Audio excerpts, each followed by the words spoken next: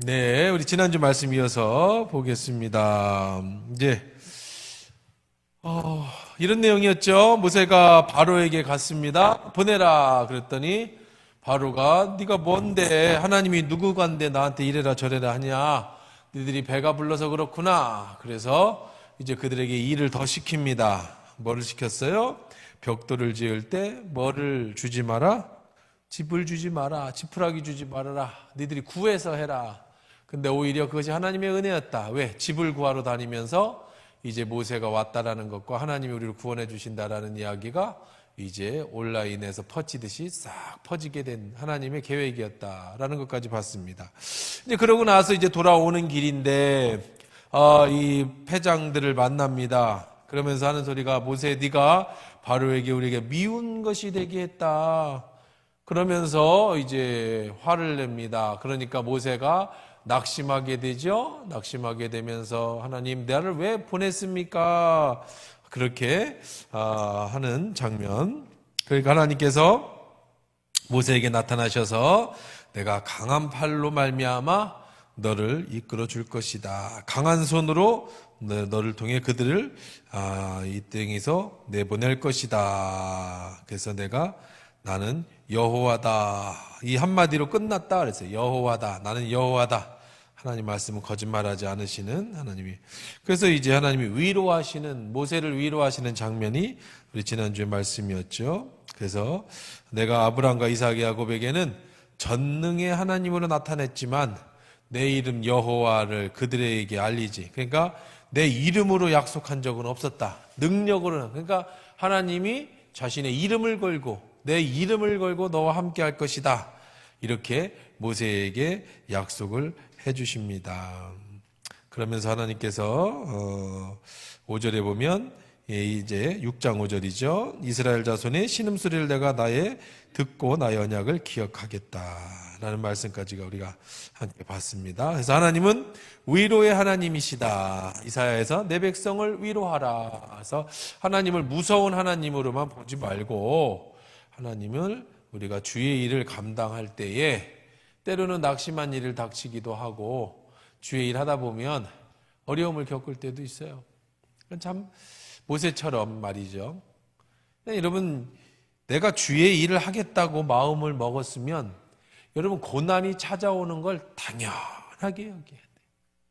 이게 자꾸 좀 마음 먹었는데 누가 하나 찌르고 또 누가 뭐라고 하면은 그거에 그냥 실망하고 낙심하고 누가 좀 알아봐주면 목숨 걸고 하는 것처럼 하다가 안 알아봐주면 코가 하나 빠져있고 막 세상에 뭐 내가 이런 일을 하려고 내가 신앙생활 하냐 교회가 여기밖에 없냐 막 그런 단계는 이제 오늘 수요일에 나오신 여러분들 또 이렇게 방송을 보고 계시는 분들은 뭐 넘어서지 않았겠나 이런 생각을 해요. 넘어서지 않았겠나.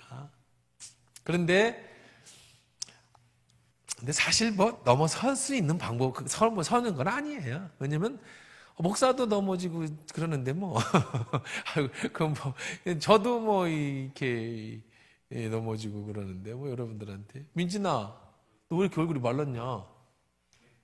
마스크 벗으니까 완전히 그냥 얼굴 살을 어떻게 빼는 거야?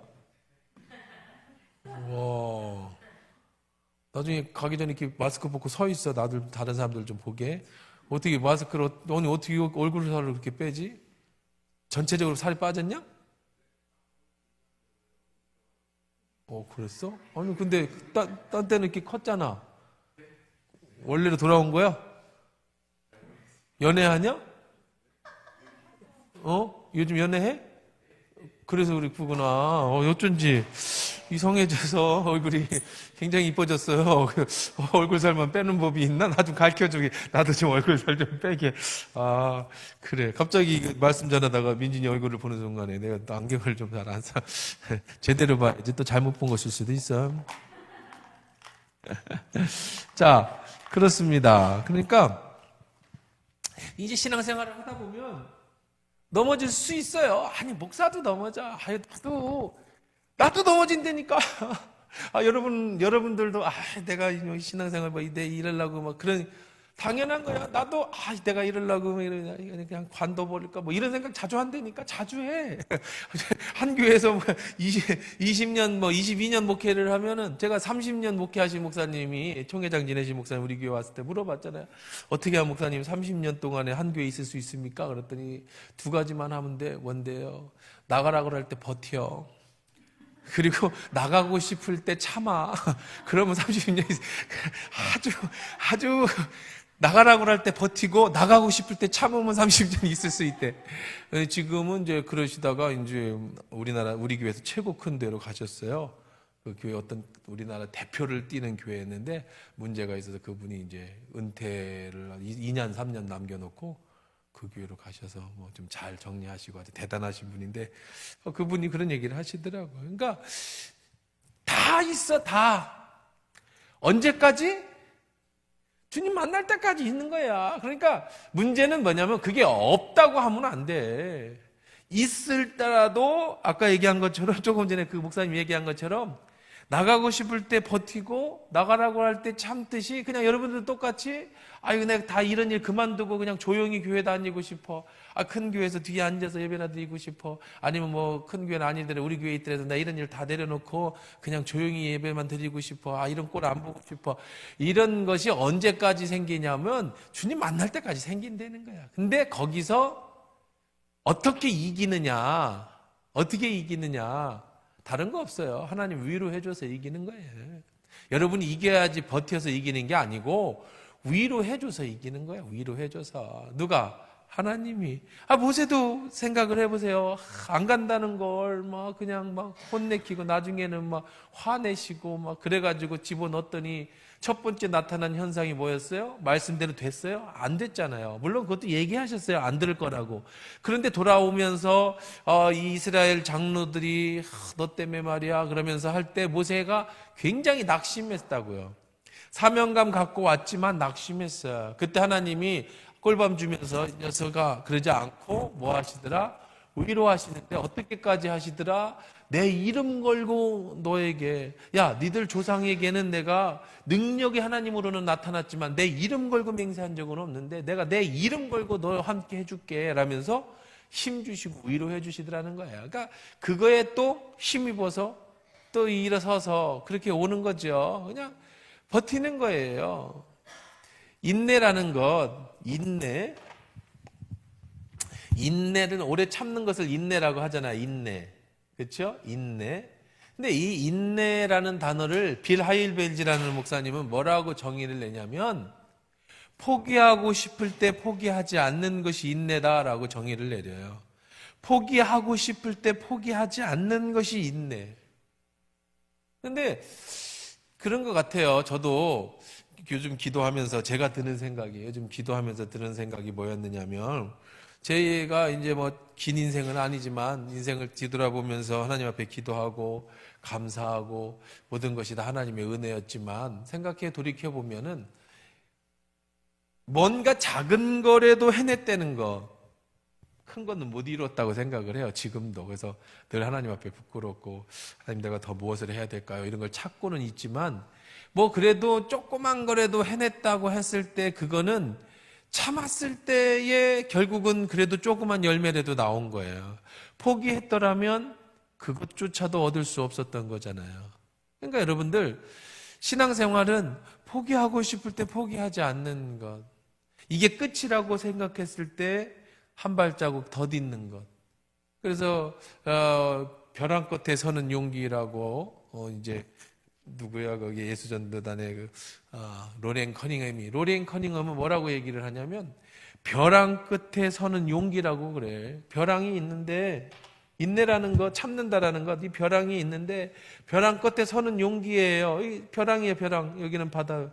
여기서 한 발을 더 내딛는 게 믿음이고 여기 서 있는 게 용기예요. 신앙은 그런 거예요.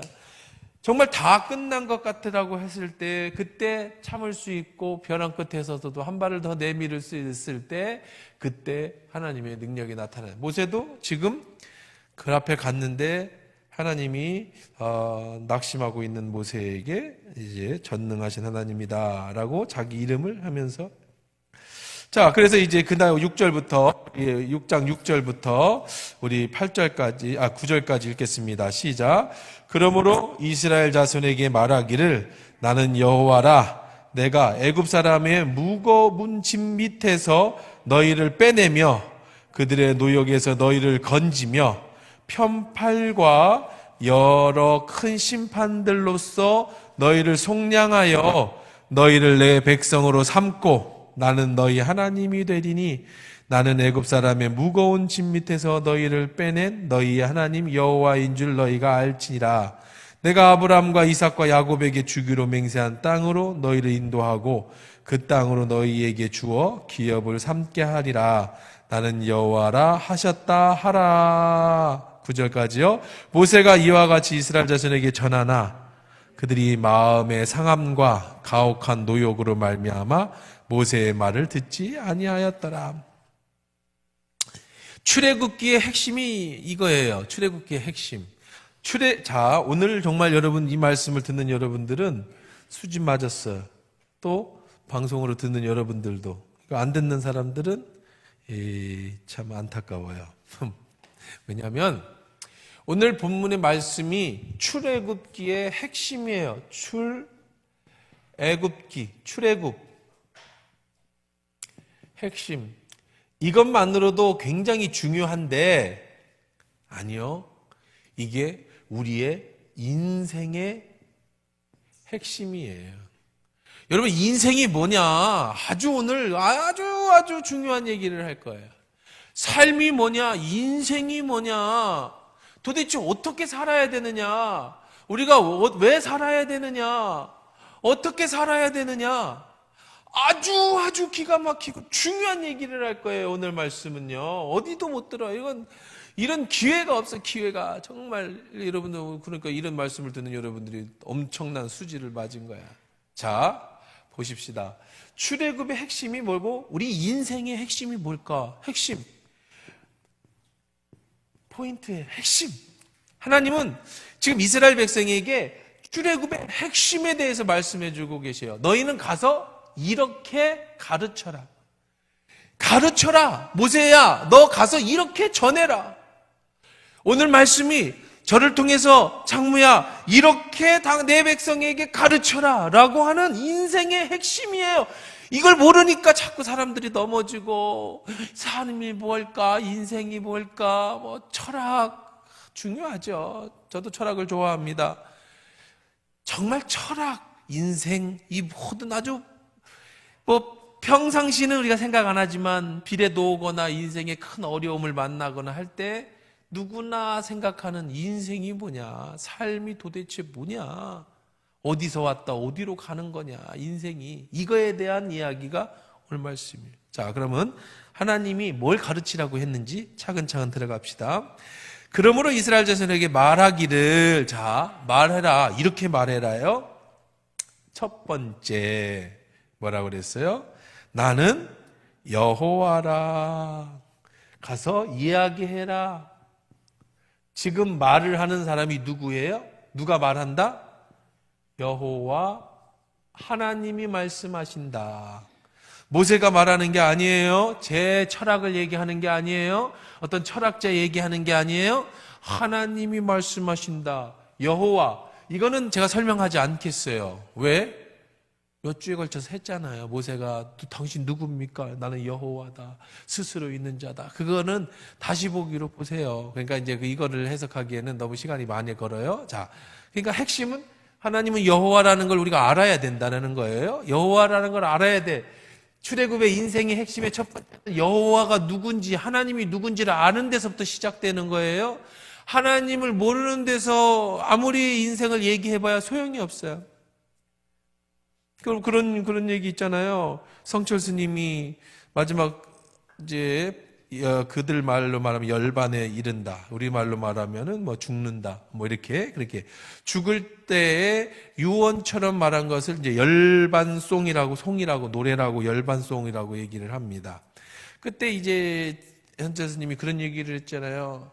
자기가 죽을 때 환상을 보는데 평생 자기가 한 일이라고는 남을 속이고 알지도 못하면서 남에게 아는 척을 한 내 죄가 수미산 꼭대기에 찾고 저 지옥불이 날 오라고 하는구나.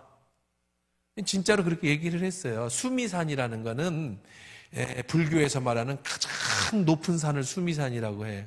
자기의 죄가 수미산까지 차고 지옥의 그 뜨거운 불이 나를 불러온다고 그래. 그러니까 우리 기독교인들은 봐라, 이게 그렇게 얘기를 하지만 불교에 있는 사람들은 늘 그 남의 종교의 위대한 스승님한테 그렇게 말해서 되겠어? 겸손해. 자기 인생의 모든 걸 돌이켜보면서 겸손의 말씀을 하신 거야. 뭐 이렇게 이제 서로 얘기를 하는데, 뭐 그런 건 누가 옳다 아니다 이런 얘기를 하고 싶은 게 아니라, 하나님을 모르는 사람들, 그들이 스스로 깨닫기 위해서 평생 돌을 닦고, 떨어지는 폭포 밑에서 돌을 닦고, 겨울이면은 한 끼 밥만 먹으면서 암자에서 나오지 않고 한 달, 두 달간 거기에서 돌을 닦고, 평생 수도하면서 마지막 죽을 때 깨달은 게 뭐였느냐? 그게 겸손의 말이든 아니면은 뭐든 상관없어요. 마지막 깨달은 건 뭐냐? 인생은 덧없다. 그리고 인생 끝에는 내가 지은 죄에 대한 심판을 받는다. 그리고 그냥 그것이 겸손이든 뭐든 내가 끌려갈 지옥은 저것이다. 이게 철학이에요, 철학. 그런데 성경은 뭐라고 얘기를 하냐면 거기서부터 시작을 해. 사람이 스스로 깨닫는 그 도는, 철학은 뭐를 깨닫게 되냐면 인간이 죄인인 것을 깨닫고, 인간이 덧없다라는, 인생이 덧없다는 걸 깨닫고, 죽은 후에 영원한 지옥과 이 자기가 잘못한 것에 대한 심판이 있다는 걸 깨닫는 데까지는 사람이 고행을 하고 수도를 하면 터득할 수 있다는 거예요. 그런데 기독교는 거기서부터 시작을 해. 그러니 네가 할 수 있는 일이 없으니까 예수를 믿어라. 그분이 네가 마지막 죽을 때까지 쌓아가는 모든 죄를 대신 지고 가셨다. 네가 가야 될 지옥에서 영원한 천국으로 인도하셨다. 이게 기독교의 시작이 이래, 시작이. 자, 그러면 우리들이 가지고 있는 철학이 뭐냐? 우리의 신앙이 뭐냐라고 얘기할 때 제일 먼저 알아야 될 게 하나님 여호와. 자, 이거는 다시 보기로 보라고 그랬어요. 두 번째 계속해서 거기서 시작된다는 거. 하나님을 아는 데서부터 시작되는 거예요. 여호와가, 자, 내가 애굽 사람의 무거운 짐 밑에서 너희를 빼내며 그들의 노역에서 너희를 건지며 편팔과 여러 큰 심판들로서 너희를 속량한다. 두 번째 뭐예요? 내가 너희를 건져낸다. 어디서 너희를 건져내? 좀 전에 얘기했잖아요. 애굽에 지금 종 살고 있는, 새벽이 되면 제일 춥듯이 출애굽하기 바로 전에 지금보다 당했던 더 큰 고난이, 집을 주지 않으면서 똑같이 만들어내라고 하는 더 큰 고난이 오는 것은 그 고난 후에 이제 드디어 아침에 태양이 떠오르게 하기 위해서. 그러니까 두 번째로 인생의 핵심, 출애굽의 핵심, 우리가 알아야 될 핵심은, 첫 번째는 하나님이 누군가를 알아야 하고, 두 번째는 우리의 인생이 정말로 힘든 인생이로구나, 누군가의 건짐과 도움이 필요한 인생이로구나. 성철 스님이 마지막 열반에 이르기 전에 자신의 그 인생을 뒤돌아보면서 말했던 고백처럼, 여러분이 나이가 들면 들수록 인생이 힘들어지고, 살아가면 살아갈수록 쉽지 않다라는 걸 느껴지고, 그게 더 나이가 들면 죽음이 가까울수록 점점 불안해지는 것이 우리들의 인생인데, 그 불안한 인생에서 누가 나를 건져낼 것인가? 어떻게 어떻게 이 출애굽에서 나갈 수 있겠는가? 바로 하나님은 어떤 분이시다? 건져내 주시는, 인생에서 내 문제를, 나의 인생의 문제를 뭐 하실 분이다? 건져내 주실 분이시다. 여기서 얘기했죠? 여호와라, 내가 애굽 사람의 무거운 짐 밑에서. 지금 우리식으로 얘기하면, 우리들의 인생을 얘기하면, 여러분의 인생의 수고에서, 질병의 문제에서, 사고와 염려와 근심의 걱정의 문제에서 정말 세상 살아가면서 얻어지는 수많은 문제에서 나를 뭐 해주실 분? 건져내실 분. 자, 어떻게 건져내느냐? 하나님은 어떻게 너희를 건져내느냐? 여기 보니까 건져내며, 세 번째는 뭐예요? 편팔과 여러 큰 심판들로서 너희를 뭐한다? 속량. 어떻게 건져준대요? 속량해준대. 속량. 뭘로? 어디로부터? 심판으로부터. 속량이라고 하는 건 뭐냐면 속한다. 그 다음에 질량이라는 거예요. 무슨 얘기냐면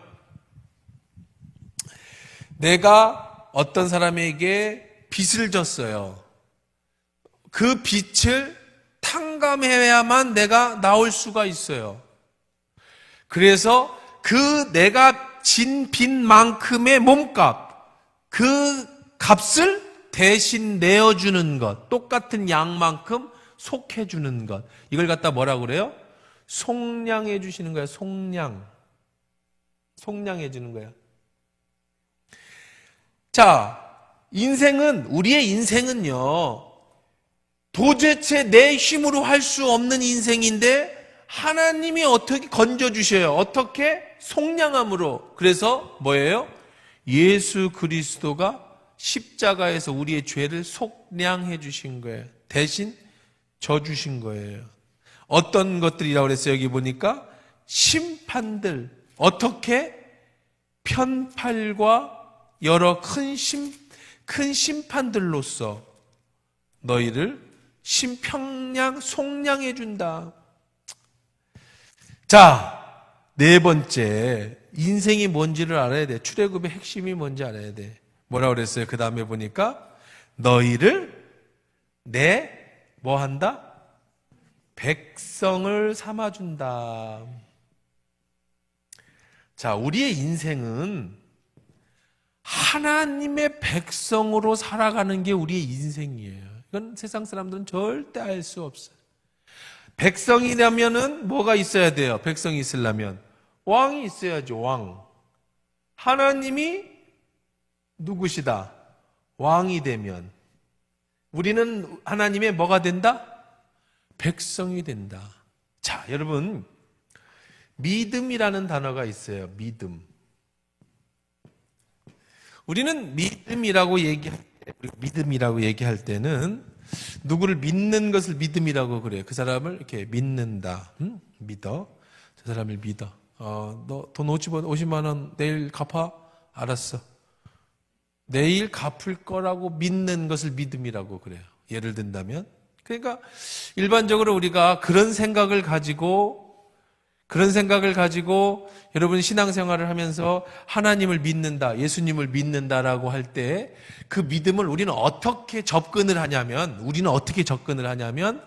예수님이 나를 위해서 십자가에 죽으셨다라는 사실을 내가 인정하고 내 의지로 믿는 것을 믿음이다라고 얘기를 한다. 그렇죠? 천국이 있다라는 사실을 믿는다. 내 의지로 정말 있다고 눈에 안 보이지만 바라는 것들의 실상인 그 믿음을 믿는다라고 생각을 합니다. 맞아요. 근데 그러면 이 원어의 뜻과 히브리 다시 말해서 예수님이 믿음이라는 말씀을 하실 때 듣는 사람들, 그 사람들은 믿음이라고 하면 어떻게 받아들였을까? 정말 우리들이 생각하는 것처럼 그렇게 받아들였을까? 아니에요. 왜 아니냐면 제가 설명을 해드릴게요. 예수님은 히브리 문화 속에서 사신 분이에요. 우리 문화하고는 좀 달라요. 그러니까 어떤 단어를 선택할 때 우리가 생각하는 그 단어와 예수님이 말씀하실 때 그 사람들의 단어는 느낌이 달라. 그래서 오늘 제가 극동방송에서 이제부터 복에 대해서 이제 시리즈 설교한다. 오늘 이제 얘기를 했어요. 제가 이제 수요일 날 3시에 했었는데 이제 다음 주부터는 9시 방송으로 옮겨요. 근데 이제 제가 시리즈로 팔복, 그렇죠? 8가지 산상수훈의 팔복에 대한 시리즈 설교를 하려고 하는데 그 복이라고 하는 개념은 우리가 생각하는 개념과 예수님이 말씀하시는 개념, 히브리인들이 받아들이는 개념이 다른 거예요. 이제 여러분 그 설명을 하면 또 시간이 가니까 이거는 전북 극동방송을 들어가시면 이게 새시를 깨우는 라디오 거기 가면 이제 지금까지 했던 것들 히브리 문화를 쭉 나오니까 좀 거기 가서 보셔요. 그러면 이제 또 나올 수 있는데, 자, 그것처럼 이 믿음이라는 개념도 다른데 무슨 개념이냐? 자, 히브리인들에게 있어서 믿음이라고 얘기하는 건 이런 겁니다. 히브리인들은 공동체 생활을 해요. 공동체. 그러니까 다시 말하면 아버지, 아들, 삼촌, 이모 다 같이 함께 살아요. 그러니까 바단 아람에 가서 그 라반네 식구들이 살았잖아요. 아브라함네 가족이 가서 또 어디에 다 자기들이 사는 동네가 있어요. 그러니까 우리식으로 말하면 예수님 시대에 김씨 집장촌, 이씨 집장촌 이런 촌이 있단 말이에요. 12지파들이 다 각자 지파가 흩어져서 살았어요. 우리 출애굽을 이제 예를 들어봅시다. 자, 출애굽을 했어요. 여기서부터 여기까지가 여기 단에서부터 이 부엘세바까지가 이스라엘의 땅이에요. 여기에 이제 모세가 출애굽을 해서 각 지파별로 12지파가 레위 지파를 빼고 땅을 분배해서 살았어요. 그렇게 각자 마을에서 살았다고요. 전주서 살고 익산에서 살고. 거긴 누가 살았어요? 그 지파 사람들이 살았단 말이에요. 그러니까 단지파는 땅이 없으니까 여기를 분배받았는데 못 얻고 올라가서 여기다 지파를 땅을 차지해서 이게 단이라는 지역이 생긴 거예요. 맨 꼭대기에. 그러니까 히브리인들은 같은 자기의 식구들끼리 살았어요. 자, 사는데 모든 일은 다 공동체로 함께 농장에서 일을 하고 함께 먹고 살아요. 왜 그래야 됐느냐? 땅을 분배받을 때 제비를 뽑았어요. 제비 뽑았어요. 12지파가. 그래서 땅을 분배했고 땅에 한 지파가 가서 수만 명, 많게는 6만, 7만 명, 적게는 2, 3만 명 이런 지파들이 각자의 땅을 집에 가면 지파의 리더들이 있을 거 아니에요. 그렇죠? 거기에 그 장로들이 있을 거 아니에요. 대장들이. 그러면 각 집안별로 땅을 분배해 줬어요. 그랬겠죠? 그러면 자, 이 전주시의 땅을 우리 지파가 받았어요. 그래서 삼천동 이 지역을 우리 김씨, 안동 김씨 집안이 여기서 여기까지 평화동 사거리에서부터 하나교회 여기 지경까지를 우리 지파 중에 예를 들어서 므낫세 지파면 므낫세 지파, 유다 지파면 유다 지파 중에 누구네 집안이 여기 땅을 차지했을 거 아니에요. 그렇죠? 그러면 이 땅은 내 소유가 아니에요. 우리 누구 소유되는 거예요? 집안의 땅의 소유가 되는 거예요. 그래서 이 땅은 팔지 못해요. 만약에 어쩔 수 없이 큰 문제가 있어서 땅을 팔면 반드시 찾아와야 돼. 그래도 그렇게 못 찾으면 희년이라는 게 있어요. 희년. 안식년이 있고 희년이 있어요. 안식년은 7년마다 한 번씩 와. 6년 지나고 7년째 되는 날이 안식일이고 77, 49, 50년이 되는 해를 뭐라고 그러냐면 희년이라고 그래요. 이때는 돌려주게 돼 있어요. 절대로 남의 땅을 가질 수가 없어. 왜? 땅은 누구 거니까? 하나님 거니까. 그렇다면 내가 이 집에서 사는 방법은 어디에 속해 있어야만 사느냐? 내 땅은 소유할 수가 없으니까. 지금처럼 어디 가서 취업하는 문제가 아니에요. 우리끼리 이 동네에서 사는 거고 내가 밥 먹고 살려면 반드시 어디에 들어가 있어야 돼요? 공동체에 들어가 있어야 돼요. 공동체. 그러겠죠? 그럼 이 공동체에는 대장이 있을 거예요. 지파장이 있을 것이고 그 다음에 쭉쭉쭉 내려가면 집안에 아버지가 있겠죠. 아버지가. 그 밑으로다가 또 자식들이 있고. 자, 여기에 땅을 다시 확대합시다. 이 안동김씨 땅이 이만큼인데 여기에 또 집안별로 다 나눠줬어요. 그래서 여기를 또 확대했더니 여기가 우리 집 땅이야. 우리 땅. 그래서 아버지가 이제 아들에게 이제 같이 다 살아요. 삼촌도 살고 다 집안이 살아. 그러면 제일 먼저 아침이 되면 아버지가 자식들에게 이렇게 얘기를 해요. 얘들아, 큰아들은 오늘 포도밭에 가서 일해라. 둘째 아들도 포도밭에 가서 일해라. 동생, 너는 네 식구들과 함께 양 치는 데 가서 양 목장을 돌봐라. 쭉 지시를 내립니다. 그러면 여기 공동체에서 제일 중요한 게 뭐냐면은 명령이에요. 누구의 명령? 아버지의 명령, 대장의 명령이에요. 대장의 명령. 이 명령을 공동체가 유지되려면 어떻게 해야 돼요? 순종해야 돼요. 무조건 순종해야 돼요. 그래서 히브리인들에게 있어서 가장 중요한 건 돈이 아니에요. 히브리인들에게 있어서 가장 중요한 거는 건강이 아니에요. 히브리인들에게 있어서 최고의 복은 뭐냐면 명예예요. 명예. 명예를 잃어버리면 그의 삶을 다 잃어버리는 거야. 아버지, 대장의 명예가 실추되면, 아버지의 명예가 실추되면 그 집안은 풍지박산이 나는 거예요. 그러니까 아버지의 명령을 어겼다. 이거는 뭐예요? 그건 아버지의 명예를 훼손한 거예요. 탕자가 아버지의 명령을 어기고 아버지 재산을 받아가지고 떠났잖아요. 다른 도시로. 그거는 아버지의 권위를, 아버지의 명예를 훼손한 일이에요. 이거는 가장 무서운 벌이 처하는 거예요. 가장 무서운 거예요. 이거는 용서받지 못할 거예요. 누구의 권위를 깨트렸어요? 아버지의 명예를 깨트렸어요. 성경에 그런 얘기 많이 나와요. 그 아버지가 두 아들에게, 큰 아들한테 가서 얘기를 합니다. 아들아, 너는 포도밭에 가라. 둘째, 너도 포도밭에 가. 그러면 거기서 전부 내해야 돼요. 자기가 사적인 일이 있어도 절대로 아니요라고 하면 안 돼. 왜? 삼촌도 있고 식구도 있고 자식도 있고 전부 아침 조회를 하는데 함께 살아요. 집도 지난번에 결혼 얘기했잖아요. 여기 아버지 집이고 옆에다 계속 붙여서 사는 거예요. 그러면 이제 약혼하고 와서 여기다 집을 짓고 집이 완성되면 가서 데리고 와서 사는 거예요. 같이 붙어서 살아. 자, 그리고 난간을 두고 지붕에 옥상을 두고 이렇게 집안이 살아, 한 집안이. 자, 그런데 아버지가 야, 오늘 쭉 아침 조회를 합니다. 그래서 이제 우리 집 땅에서 농사 짓는 데를 지시를 했어요. 근데 큰아들이 야, 너 가서 포도밭에 가. 예, 아버지 가겠습니다. 근데 둘째 아들에게 야, 아들아, 너 포도밭에 가. 그랬더니 아버지, 왜? 제가 오늘 우리 아내가 몸이 아파가지고 제가 의원을 좀 만나러 가야 되니까 못 하겠는데요. 그렇게 할 수가 없어요. 아버지의 명예가 깨지는 거예요. 그런데 그렇게 했다는 거예요. 아버지가 명예가 어떻게 됐어요? 실추됐죠. 명령이. 그 정도로 익스큐즈가 안 돼.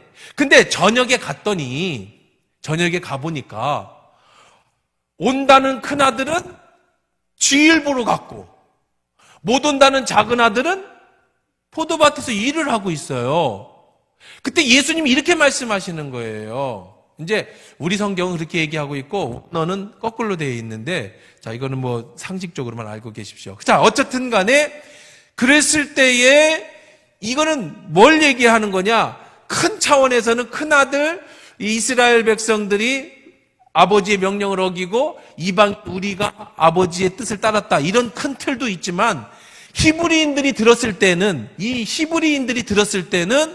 아버지의 명예를 훼손한 둘째 아들은 순종함으로 아버지의 명예를 살려드렸고, 아버지의 명예를 높여드렸던 큰 아들은 결국 불순종함으로 아버지의 명예를 깨트렸다. 그러니 눈에 보여지는 명예와 순종하는 것처럼 보이는 게 아니라 진짜로 명령을 따라 순종해야 된다, 이런 말씀을 예수님이 하시는 것을 받아들이는 거예요. 그러니까 히브리 문화를 알아야 왜 큰아들은 간다고 하고 안 갔고 작은 아들은 안 간다고 하고 갔다 왔는데 예수님은 그런 얘기를 왜 하셨느냐?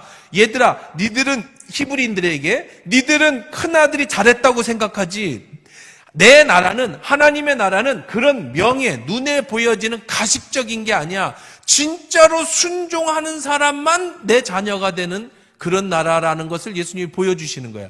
그러니까 히브리 문화를 알아야만 우리가 이해할 수 있는 거예요. 자, 제가 장황하게 이 얘기를 왜 했느냐? 믿음이라는 게 뭐냐면, 믿음이라고 하는 게 뭐냐면, 자, 그 다음에 요 얘기를 하기 전에 하나만 더. 내가 이 집의 공동체에 속해 있으면 명령을 따라야 하는 것이 또 하나가 있고, 또 하나는 뭐냐면은요, 이 공동체에 있을 때 나는 보호를 받아요. 보호. 그래서 내가 누구 집안의 사람이냐에 따라서, 내가 안동김 씨 이 집안의 사람이라고 하는 이 공동체에 들어갔음에 따라서 나는 뭐가 되느냐면, 어디에 가서 나는 누구 집 아들이야, 저 집 안동김 씨 김씨 아들이야 라고 하면 그 아버지가 가지는 명예만큼, 아버지가 가지는 권력만큼 이 공동체, 이 지역이 또 많을 거 아니에요. 많은 김씨들이 살까, 몇만 명이 살 거 아니에요. 여기에서 누구네 집, 누구 아들 하면 그 공동체의 보호를 받을 뿐 아니라 그 공동체의 권력만큼 자기도 그 권력을 행사할 수가 있어요. 그러니까, 그래서 여러분 예수님 시절에 소경이 그 얘기 자꾸 말씀드렸잖아요. 예수님이 소경을 고쳐주니까, 거지를 고쳐주니까 그 어머니한테 가서 네 아들이 어떻게 이렇게 눈을 떴느냐라고 하니까 출교당할 것을 겁나서 대답하지 못했다. 이 공동체에서 출교를 당하는 거는 죽음이에요. 그게 이 출교라는 게 이렇게 무서운 거예요. 자, 그러면 다시 믿음이라는 이 이야기를 말씀을 드리려고 이렇게 장황하게 얘기해요. 우리들이 생각할 때 믿음 그러면 예수님이 십자가에 죽으셨어. 믿어져. 나 천국 가. 믿어져. 이렇게만 생각하죠. 이건 우리 문화예요. 왜냐하면 우리가 믿는다라고 할 때, 나 너 믿어라고 얘기할 때는 우리가 의지적으로 내 생각대로 너를 믿는다. 너 돈 갚을 거라고 믿어. 너 나 배신하지 않을 거라고 믿어. 라고 하는 믿음이라고만 생각하니까. 근데 히브리인들은 그런 생각을 안 해요. 여기서 믿음이라고 얘기하는 것은 무슨 말이냐면, 내가 이 공동체로 들어온다라는 얘기예요. 무슨 얘기냐면, 무슨 공동체였어요? 여기가 예수 그리스도가 뭐가 되는, 대장이 되는 공동체로 내가 뭐 한다고? 들어가는 걸 믿음이라고 생각했어요. 예수님이 말씀하시는 믿음이라는 건 뭐냐면, 예수 공동체로 네가 들어갈 거냐? 신앙 고백. 예수님이 나의 구주라고 하는 신앙의 고백. 세례. 세례는 뭐냐면은요, 이 공동체의 일원이 된다라고 하는 의식이에요. 내가 세례를 받을 때에는요, 내가 세례를 받음으로 누가 대장이에요? 예수님이 대장인 기독교 그리스도 공동체에 내가 들어간다라는 개념이에요. 자, 여기에서 하나님이 내 백성을 삼는다. 내가 하나님이 우리 왕이 된다라고 얘기하는 것은 지금 어디에 있는, 애굽에서 있는 누구의 지배를 받고 있었죠? 바로의 지배를 받고 있었던 이스라엘 백성이 지금 우리들로 말하면 세상의 지배를 받고 있던 우리들이 이제 하나님이 왕이 되는 공동체로 들어온다는 거예요. 하나님이 너희를 내 뭘로 만들어준다? 백성으로 만들어준다? 너희는 하나님을 왕으로 삼는 공동체의 일원이 된다. 여러분이 예수를 믿는다라고 얘기할 때 그 믿음은 세상 사람들이 살아가는 그런 과정에서 세례를 받고 예수 그리스도가 왕이 되는 그 공동체, 뭐예요? 하나님 나라에 내가 뭐가 되는? 백성이 되는 거예요. 자, 그러면 여기서 중요한 게 있죠? 그렇다면 네가 정말로 믿는다라고 하면, 네가 정말로 믿는다라고 했다면, 이 공동체에 들어간다라고 했다면, 네가 믿음은 공동체에 들어간다는 뜻이에요. 오늘부로 네가 믿는다는 얘기는 두 가지를 해야 된다는 얘기예요. 좋은 것부터 말씀을 드리면, 이제부터 너는 누구의 보호를 받게 된다? 이 공동체인 하나님의 보호를 받게 된다. 예수 그리스도의 보호를 받게 된다. 하나님의 권리만큼, 예수의 권위만큼 너도 그런 권위를 갖게 된다.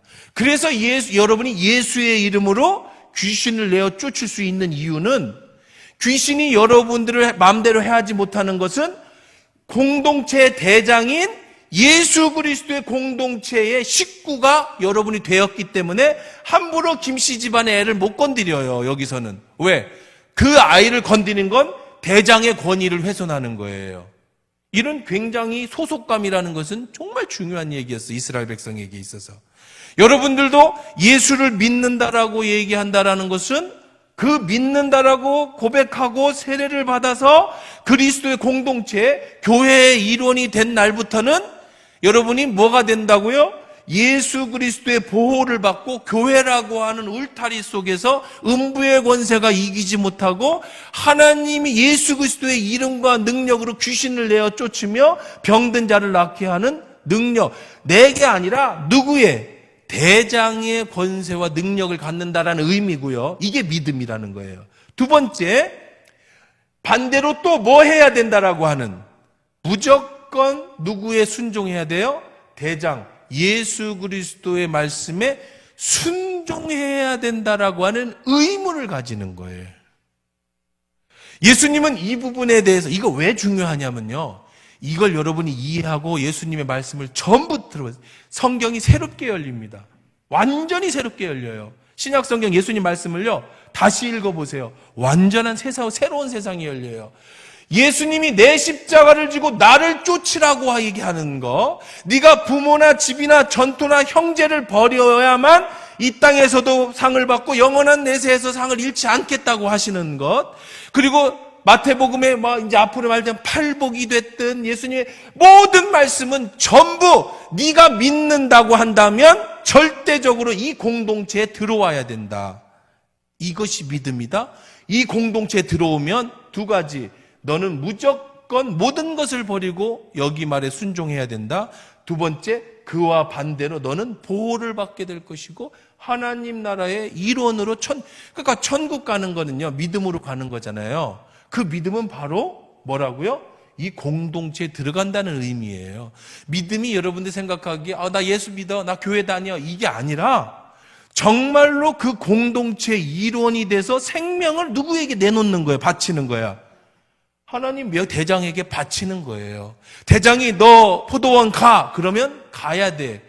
히브리인들의 가장 중요한 걸 뭐라고 그랬다고요? 명예라고, 명예. 아버지의 명예를 지켜내는 것. 그래서 하나님의 이름을 함부로 일컫지 못하는 거야. 왜? 하나님은 대장이시고 왕이시고 그분의 명예는 가장 높여드려야 돼. 이게 믿음이라는, 믿음. 놀랍죠? 여러분, 이게 정말로 여러분 정리되면 성경이요, 완전히 다르게 보여요. 다르게 읽혀져.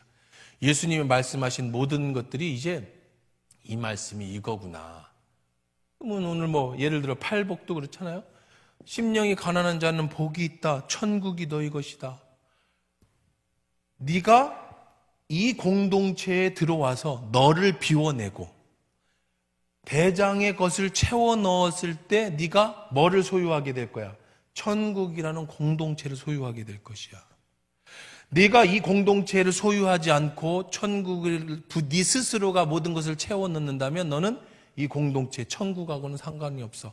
자, 모든 것이 그런 거예요. 자, 애통해요. 애통하는 자는 복이 있나니 저희가 위로를 받을 거예요. 네가 이 공동체를 위해서, 대장을 위해서 눈물을 흘려 슬퍼해. 그래야 너는 누구의 위로를 받게 될 거야? 대장의 위로를 받게 될 것이야. 그와 함께 보호함을 받게 될 거야. 네가 대장을 위해서 울지 않으면 대장은 너를 위해서 지켜주지 않을 거야. 이게 축복이야.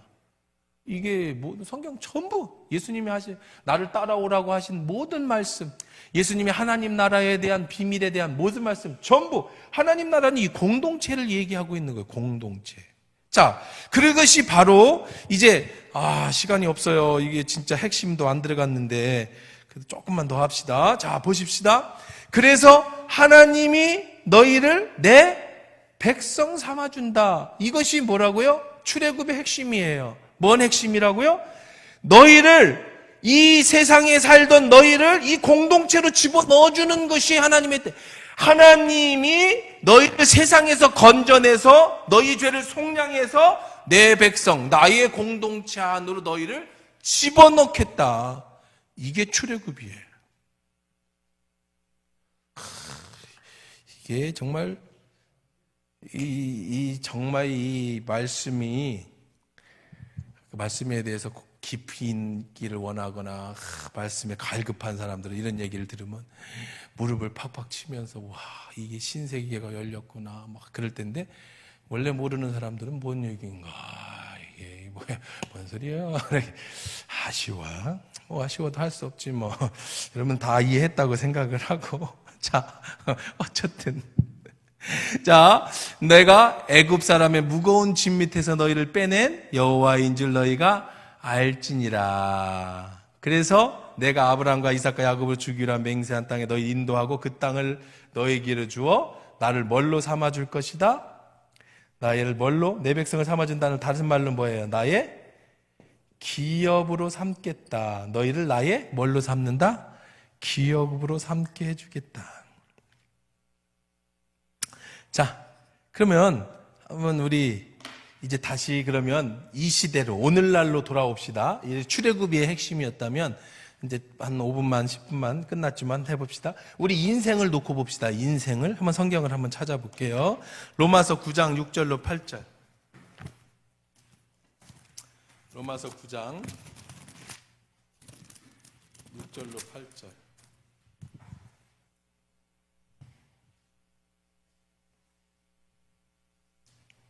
같이 읽읍시다. 시작. 그러나 하나님의 말씀이 폐하여진 것 같지 않도다. 이스라엘에서 난 그들이 다 이스라엘이 아니요 또한 아브라함의 씨가 다 그의 자녀가 아니라 오직 이삭으로부터 난 자라야 내 씨라 불리리라 하셨으니 곧 육신의 자녀가 하나님의 자녀가 아니요 오직 약속의 자녀가 씨로 여김을 받았느니라. 약속의 말씀이 이것이니 명년에 이를 때에 이르는 사라에서 아들이 있으리라 하셨다. 자, 하나님의 백성에 되는 자격 조건이 뭐라고 그랬어요? 여기 아까 로마서에 찾아보니까 누구의 씨만? 이삭의 씨만.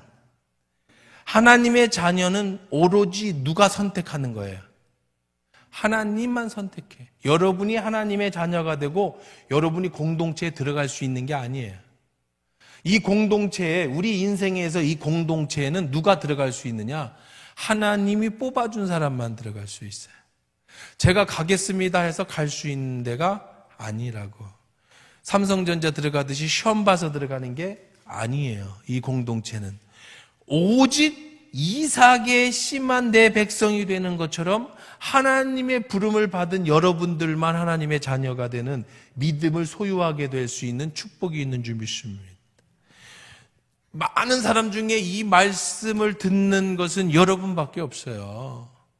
물론 이단 사이비 같은 나만 여기만 그게 아니라 이 많은 사람들이 지금 텔레비를 보고 뭐 흥청망청 예수님이 어디 있어 뭔 소리인지 하나도 이해 못하지만 여러분들이 이 자리에 앉아서 이 말씀을 듣는 것은 오로지 우리 교회만이 아니라 이거 듣는 모든 사람들 다 뭐다? 예수 하나님의 선택받은 사람들이다. 자, 또 봅시다. 요한복음 14장 2절로 3절.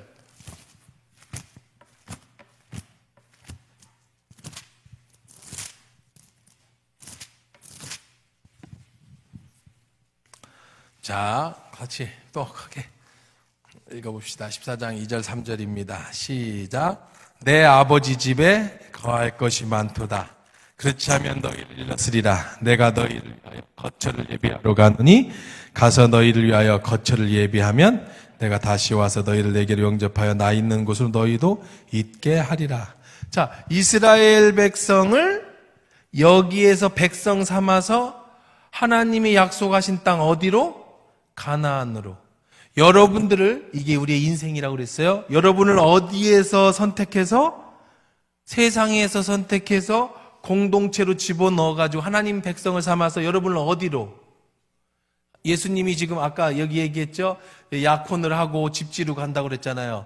예수님이 우리와 약혼을 하고 집지로 가셨다고요. 천국이 예비되면 우리를 부르러 다시 결혼하러 우리는 예비된 신부라고. 신부. 자, 이 상징이에요. 또 이거 갖고 이단들이 뭐 그러지 말고 거기 속지 말고 우리 그냥 성경에서 신부된 우리가 어디로 갈 거야? 신랑이 예비된 집으로 갈 거야. 아버지 집. 거기가 어디라고? 천국. 그래서 믿음으로 천국 가는 거예요. 이게 우리 인생이라고요. 또 찾아봅시다. 이건 이제 출애굽의 핵심이에요. 인생의 핵심이라고 그래서 말씀을 드렸어요. 그 다음에 히브리서 11장 6절, 16절.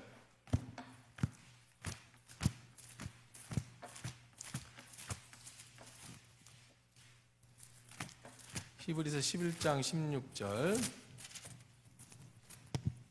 자, 시작. 그들이 이제는 더 나은 본향을 사모하니 곧 하늘에 있는 것이라. 이러므로 하나님이 그들의 하나님이라 일컬음을 받으심을 부끄러워하지 아니하시고 그들을 위하여 한 성을 예비하셨느니라. 자, 이제는 더 나은 본향. 그렇죠? 위에 이제 죽음에 대한 얘기를 하고 있어요. 어디에 있는 것이라? 하늘에 있는 것이라. 자, 이것도 복잡하지만 시간이 없어요. 너무 아쉽지만 아주 그냥 한마디로 얘기해서 천국이 어디냐? 하나님 나라가 어디냐? 이 대기권 바뀌냐? 뭐 공중 타고 구름 타고 올라가면 저 우주 너머의 천국이 지금 예수님이 이렇게 뭐 천국을 만들어 놓고 우리를 휴거해가지고 데려갈 거냐? 복잡한데 한마디로 말하면 그게 아니고 하나님이 완전히 주인 되시는, 그분이 완전한 대장이 되는 그런 우리끼리 살아가는 그 완성된 나라, 그 공동체, 거기가 천국이에요. 거기로 우리는 사모하는 거야. 본향. 더 이상 우리는 지금 이스라엘 백성이 광야에서 돌다가 들어갔듯이 이 광야 같은 우리 인생에서 뭘 사모해? 가나안에 들어가기를. 그 가나안이 어디냐면 우주 넘어, 구름 넘어, 뭐 사과 따먹는 그런 데가 아니고 하나님이 완전히 통치하시는 그 나라. 이것만 가지고도 또 1시간 설명을 해야 되는데 그냥 시간 없어서 거기를 우리가 뭐 한다? 인생이 핵심은, 출애굽의 핵심은 우리의 인생의 핵심, 우리는 어디를 향해 가고 있는 거예요? 그 하나님 나라 약속에 완성되어지는 하나님의 통치가 이루어지는, 그분의 명예가 가장 높여지는, 우리는 그저 그 말씀에 순종할 때 주시는 모든 복을 누리는 완성된 하나님의 천국, 본향, 더 나은 본향을 사모하게 되는 것이다. 자, 그렇습니다. 참 시간이 없어서 여기까지만 하도록 하고, 네, 말씀 마무리합시다. 출애굽기 핵심. 모세에게 가서 너 이렇게 전해라. 그 얘기는 우리 인생의 핵심이라 그랬어요. 뭘 알아야 되느냐? 여러분 인생에서 꼭 알아야 돼. 우리는 어디로 갔다 어디로 가느냐? 응? 인생은 나그네 길, 어디로 갔다 어디로 가는지, 뭐 인생은 갈대와 같다, 인생은 뭐와 같다, 뭐 별의별 철학이 나오고 사상이 나오고 논어가 어떻고 맹자가 어떻고 공자가 어떻고 우리는 다 몰라요. 알 수도 없고 대학에 철학과 가서 배워도 인생이 뭔지 아무도 못해. 그래서 우리 그냥 개똥 철학이라고 그래. 다. 왜? 쥐들이 다 맞대. 뭐 누가 검증할 수 있는 게 없어. 인생이 뭔지. 성경은 인생이 뭐냐고 가르쳐주냐. 하나님은 이스라엘 백성에게 이게 인생이라고 가르쳐줘라. 뭐라? 이 세상은 하나님을 아는 것이 철학이다. 그것이 가장 철학은 철학 위에 신학이 있는 거예요. 하나님을 아는 것이다. 뭘 아느냐? 하나님이 너를 이 애굽의 힘든 인생, 종사는 인생, 우리의 험한 이 인생에서 너희를 어떻게 해주시는 분이시라는 걸 아는 거예요. 건져내신다. 어떻게? 속량. 죄값을 십자가에서 속량해서 죄 없이 깨끗함으로 뭘 만들어? 하나님의 백성을 삼는다. 믿음으로 우리는 하나님의 백성이 됐는데 믿음이라는 게 뭐냐? 공동체에 선택받는 거다. 내가 가고 싶어서 가는 게 아니야. 공동체에 선택된다라는 것은 오늘부터 내가 믿는다라고 하는 것은 대장 되신 하나님의 명예를 높여드리는 무조건적인 순종이다. 그러면 그와 반대로 그분이 가지는 구원해온 세와 명예는 내 것이 돼서 예수의 이름으로 사단 권세를 깨트리고 힘들고 어려운 인생이지만 하나님이 위로해 주시면서 마침내 어디를 가느냐? 내 백성을 삼아서 하나님의 기업이 되게 한다. 마침내 기업이 돼. 어디예요? 영원한 본향. 이스라엘 백성들이 마침내 가나안에 들어가듯이 우리는 영원한 본향, 천국에 간다.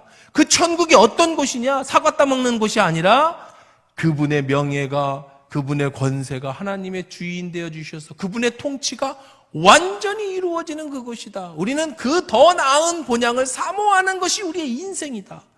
그러니 우리 인생에 가장 가치를 둬야 될 것은 그분의 명예를 높여드리는 것, 그분 말씀에 순종하는 것, 더 나은 본향을 향해서 오늘도 걸어가는 것이 인생이다. 이걸 알고 살아야지. 교회 다니면서 이걸 알고 예수를 믿어야지. 믿는다고 하니까 그냥 뭐 교회 잘 다니면 천국 가나 보다. 뭐 사과 따먹는데 뭐 천사들하고 고스톱 치고 뭐 맨날 나와 늦게 일어나가지고 오늘은 뭐 하고 놀까 이러세. 뭐 12과일이 주렁주렁 달려있고 뭐 금으로 된 거리를 걷고 있고 뭐 맨날 환상 봤다는 아줌마들 얘기 들어보면 뭐 황금길이 어쩌고 뭐 그런 데서 한 주만 살아보면 얼마나 답답하겠어요. 맨날 금 보면은 행복해. 맨날 사과 따먹으면 그게 천국이 아니야. 그게 천국이 아니라 하나님의 통치가 이루어지는, 그분의 뜻이 이루어지는, 더럽고 악한 것들이 더 이상 침범하지 못하는 완벽한 평화가 이루어지는 그곳, 더 나은 본향을 위해서 오늘 우리가 살아가는 것, 그것이 바로 인생이다. 이 엄청난 걸 좀 많이 들으면 좋겠는데, 그지? 또 하라고 하면 못해, 힘들어서. 어쨌든 우리 같이 기도하십시다.